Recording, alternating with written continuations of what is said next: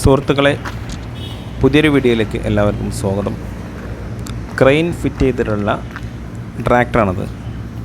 അതിനെപ്പറ്റി ഉള്ള ഒരു ചെറിയ വീഡിയോ ആണിത്. ഉയരമുള്ള സ്ഥലങ്ങളിൽ ബിൽഡിങ്ങിൻ്റെ സൈഡിൽ സ്ട്രീറ്റ് ലൈറ്റുകൾ അവിടെയൊക്കെ വർക്ക് ചെയ്യണ ടെക്നീഷ്യന്മാർക്ക് വളരെയധികം ഉപകാരപ്രദമാണ് ഈ ഒരു ക്രെയിൻ. സുരക്ഷിതമായിട്ട് നിന്നിട്ട് പണിയെടുക്കാൻ പറ്റും. ഇതിന് മുൻഭാഗത്തും ഒരു ക്രെയിൻ ഫിറ്റ് ചെയ്തിട്ടുണ്ട്. അത് ഭാരമുള്ള സാധനങ്ങളൊക്കെ പൊക്കാനാണ് മുൻഭാഗത്തുള്ള ക്രെയിൻ ഫിറ്റ് ചെയ്തിട്ടുള്ളത്. ഇത് മുഴുവനായിട്ടും ഹൈഡ്രോളിക് സിസ്റ്റത്തിലാണ് വർക്ക് ചെയ്യുന്നത്. PTO ഷാഫ്റ്റിൻ്റെ കണക്റ്റല്ല, വണ്ടിൻ്റെ ഹൈഡ്രോളിക് പമ്പിൽ നിന്നാണ് ഇതിൻ്റെ പവറുകൾ മുഴുവനായിട്ട് പോകുന്നത്. സോനാലിക 47 RX DI 50 HP 3067 cc 2100 RPM 3 cylinder എൻജിനാണ് ഈ ട്രാക്ടറിനുള്ളത്. 2 വീൽ ഡ്രൈവ് ട്രാക്ടറാണത്. ഈ സോനാലിക ട്രാക്ടർ കേരളത്തിൽ സ്റ്റോപ്പ് ചെയ്തതാണ്.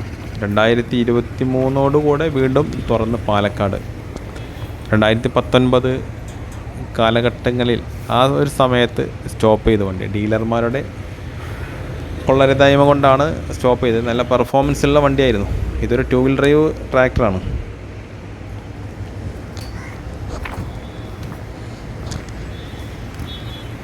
പൊടി തട്ടുന്ന രൂപത്തിലുള്ള എയർ ഫിൽറ്ററാണ് ഇതിനുള്ളത്.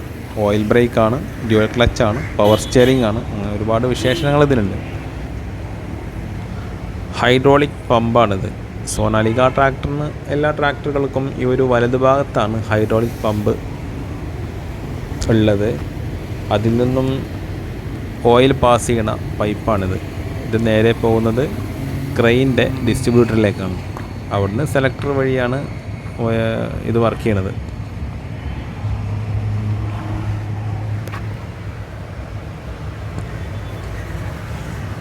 PTO ഷാഫ്റ്റിനോട് യാതൊരുവിധ കണക്ഷനുമില്ല.